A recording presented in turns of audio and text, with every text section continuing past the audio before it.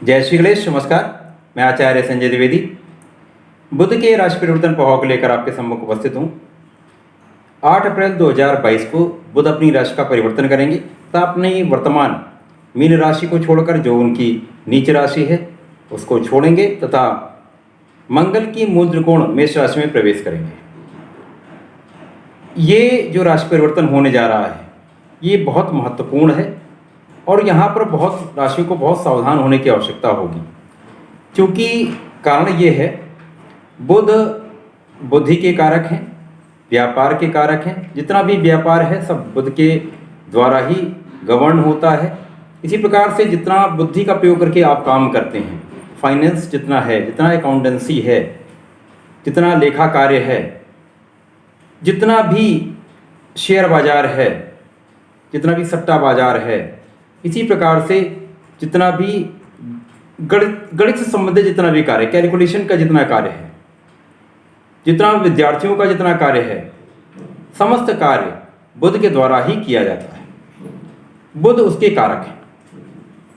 अब यहाँ पर 12 अप्रैल को राहु का भी राशि परिवर्तन मेष राशि में हो जाएगा, जिसके कारण इन दोनों ग्रहों की युति हो जाएगी।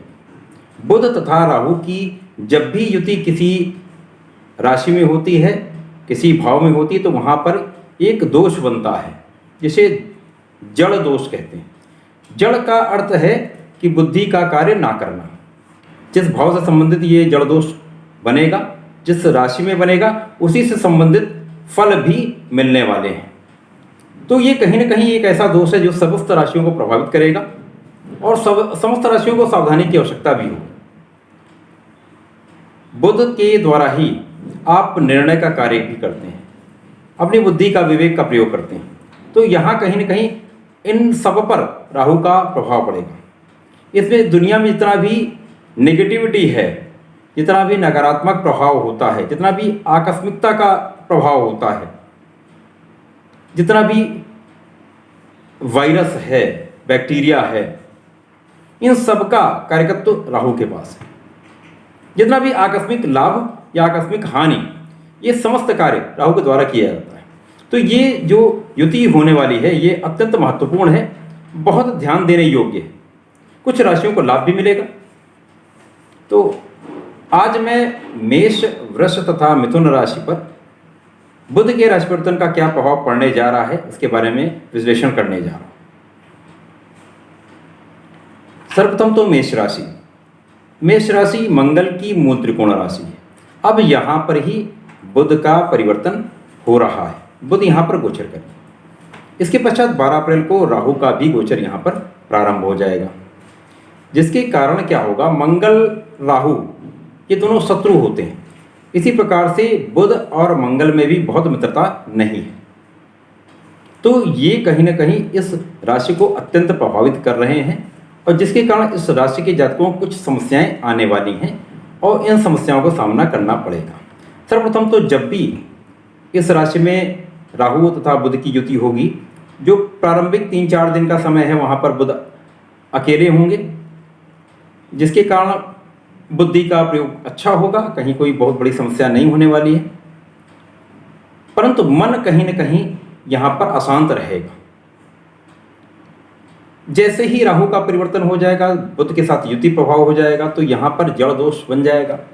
तो अब यहाँ पर आपका क्रोध बढ़ जाएगा, आपका एग्रेशन बढ़ जाएगा, साथ ही साथ यहाँ पर आपके निर्णय लेने की क्षमता प्रभावित होगी, नेगेटिविटी बढ़ जाएगी, अचानक क्षणिक क्रोध बढ़ने लगेगा, क्योंकि बुध क्षणिक क्रोध, क्षणिक प्रसन्नता के कारक हैं। तो ये बहुत होने लगता है। यद्यपि बुध और राहु में मित्रता का भाव, परंतु यहाँ पर जो राशि बनती है वो मेष राशि।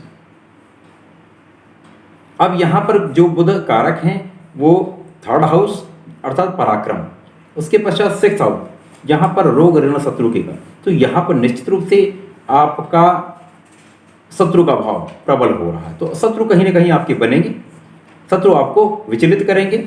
इसी प्रकार से आपके ऋण में वृद्धि हो सकती है, कुछ हानि की संभावना दिखती है। इसी प्रकार से आपको कुछ सीजन जो मौसम के रोग हैं वो हो सकते हैं, कहीं न कहीं त्वचा से संबंधित रोग की संभावना भी दिखती है। राहु वायरस, जैसे मैंने कहा वायरस बैक्टीरिया के कारक हैं। तो इस प्रकार जब भी ये युति होगी तो मौसम के रोगों की संभावना बनती है और यहाँ पर आपको बहुत सावधानी से अपने निर्णय लेने होंगे। यहाँ पर जो आपका भाव प्रभावित हो रहा है वो आपका 3rd हाउस पराक्रम का भाव प्रभावित हो रहा, तो आपके पराक्रम में कमी होगी क्योंकि कहीं ना कहीं रोग की संभावना दिखती, तो आप पराक्रम कम कर पाएंगे जिसके कारण आपको लाभ कम मिल पाएगा। इसी प्रकार से छोटे भाई बहनों का सहयोग आपको नहीं मिल पाएगा, पारिवारिक सहयोग आपको कम मिलेगा। वाणी बड़ी खराब हो जाती है, वाणी अत्यंत कठोर हो जाती है, आप शब्दों का प्रयोग प्रारंभ हो जाता है, आप किसी से भी तत्काल उत्तर दे देते हैं जिसके कारण भी संबंधों में समस्या आती है। इसी प्रकार से 7वां भाव भी प्रभावित होगा जिसके कारण वैवाहिक संबंधों में समस्या आती है, आपसी सामंजस्य में समस्या आती है, ग्रह कलह बढ़ जाता है। तो यहाँ बहुत सावधानी से आपको रहना होगा। जैसा समय है इसके अनुसार आपको नियमित रूप से संकट मोचन की शरण में रहना चाहिए। आपको नित्य हनुमान चालीसा का पाठ करना चाहिए तथा मंगल अथवा शनिवार को बजरंग बाण का पाठ करना चाहिए। यदि ऐसा करते रहते हैं तो निश्चित रूप से आपकी समस्याओं में कमी आएगी और आपका ये समय आसानी से निकल जाएगा।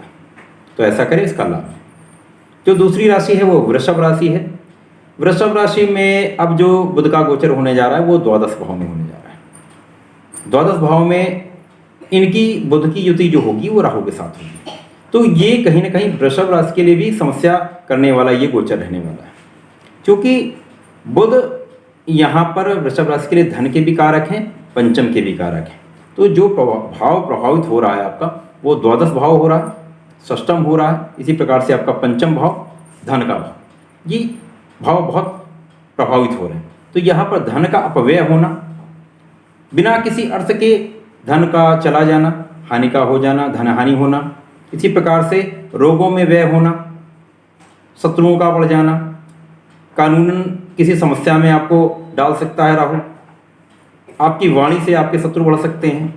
इसी प्रकार से धन का अपव्यय हो जाएगा, वहाँ पर आपको मानसिक क्लेश होने की संभावना दिखती है। आपका पंचम प्रभावित हो रहा है जिसके कारण आपका शिक्षा का भाव कहीं ना कहीं प्रभावित हो रहा है, आपका संतान का भाव प्रभावित हो रहा है, आपका प्रेम का भाव प्रभावित। तो प्रेम संबंध तो यहाँ बिल्कुल अच्छे नहीं रहने वाले हैं। इस तरह से प्रेम संबंध नहीं बनेंगे भी तो वो अलगाव निश्चित है, वहाँ पर समस्या आएगी, आपसी संबंध अच्छे नहीं चलेंगे। इसी प्रकार से शिक्षा भी कहीं ना कहीं अवरोध होगा, शिक्षा में समस्या आ सकती है। परंतु आप मेहनती हैं, आप परिश्रमी हैं, तो आप अपना परिश्रम बढ़ा दें, मेहनत करें, आपको लाभ निश्चित रूप से मिलेगा। संतान पक्ष भी कहीं ना कहीं निर्बल होगा, तो यहाँ पर आपको बहुत सावधान रहने की आवश्यकता होगी। वृषभ राशि के जातकों को बहुत सावधानी से अपना कार्य करना होगा, वाणी पर नियंत्रण रखना होगा, अपने क्रोध पर नियंत्रण रखना होगा, अपने धन का अपव्यय ना करें, बहुत सोच समझकर अपने धन का व्यय करें, बहुत सावधानी रखें, इस धन हानि की संभावना निश्चित रूप से दिखती है। वृषभ राशि के जातकों को नियमित रूप से सूर्य देव को जल देना चाहिए, नियमित रूप से शिवजी महाराज पर जलार्चन करना चाहिए, साथ ही साथ प्रत्येक शुक्रवार को दही से अभिषेक करना चाहिए। यदि ऐसा करते हैं तो आपको बहुत लाभ मिलता है, आपके धन हानि की संभावना ना के बराबर हो जाती है। जो तीसरी राशि है वो मिथुन राशि है, जो स्वयं बुध की राशि है। बुध की राशि है और यहाँ पर बुध जो है लग्न के तथा चतुर्थ के कारक हैं, अर्थात आपके स्वयं के तथा आपके सुख भाव के कारक हैं। यहाँ पर जो अब गोचर होने जा रहा है वो आपके एकादश भाव में होने जा रहा है। तो मिथुन राशि के लिए ये जो गोचर है, यद्यपि यहाँ पर राहु के साथ युति का प्रभाव होगा, परंतु ये आपके लिए लाभदायक है। जब यहाँ पर बुध होंगे तो प्रारंभिक समय में 12 अप्रैल तक तो निश्चित रूप से आपको प्रबल लाभ, आपको शिक्षा से बहुत लाभ कराने वाले हैं, आपकी वाणी से बहुत लाभ कराने वाले हैं। यदि आप वाणी से संबंधित कार्य करते हैं, मोटिवेशनल स्पीकर हैं, या ज्योतिष का कार्य करते हैं, या आप कैलकुलेशन का कार्य करते हैं, लेखा कार्य से संबंधित हैं, चार्टर्ड अकाउंटेंसी करते हैं, शेयर में आप कार्य करते हैं, तो यहाँ पर आपको बहुत लाभ मिलने की संभावना दिख रही, बहुत लाभ मिलेगा ही मिलेगा। इसी प्रकार से जब राहु के साथ इनकी युति हो जाएगी तो भी आपका ये भाव बहुत प्रबल हो रहा है। यद्यपि यहाँ पर जड़ दोष होगा तो आपको कुछ अपने बुद्धि का प्रयोग करना है, निर्णय बहुत सावधानी से लेने हैं, सोच समझकर कार्य करना है, अपना परिश्रम बढ़ा देना है, तो तो आपको कहीं भी हानि की संभावना नहीं दिख रही। यहाँ पर आपका रुका हुआ कार्य बन सकता है, रुके कार्यों में प्रगति आ सकती है। आपके जो कहीं धन आपका फंसा हुआ तो धन आपको पुनः मिल सकता है, ऐसी भी संभावना दिख रही है। तो समस्त प्रकार का आपको लाभ मिलने जा रहा है।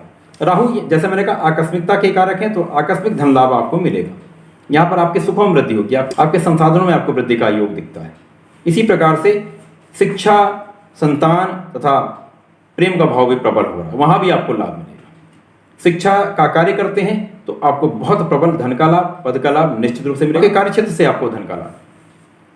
तो ये बुध का गोचर राहु के साथ भी, राहु के बिना भी बहुत अच्छा है, लाभदायक है। परंतु सावधानी की आवश्यकता होगी, अपने वाणी पर नियंत्रण रखने की आवश्यकता होगी, सोच समझ के निर्णय लेना होगा, बहुत सोच समझकर कार्य करना होगा, परिश्रम बढ़ाना होगा। तो निश्चित रूप से आपके लिए बहुत धनदायक, लाभदायक, पद का लाभ देने वाला तथा समस्त प्रकार के सुख देने वाला ये गोचर होने वाला है, तो इसका लाभ लेना चाहिए। मिथुन राशि के जातकों के लिए मैं सदैव कहता हूँ, आपको नियमित रूप से श्री गणपति महाराज के शरण में रहना चाहिए, उनके मंत्रों का जाप करना चाहिए, गणपति स्तोत्रम का पाठ करना चाहिए। यदि ऐसा करते हैं तो निश्चित रूप से गोचर अति शुभ रहने वाला है, तो इसका लाभ लें।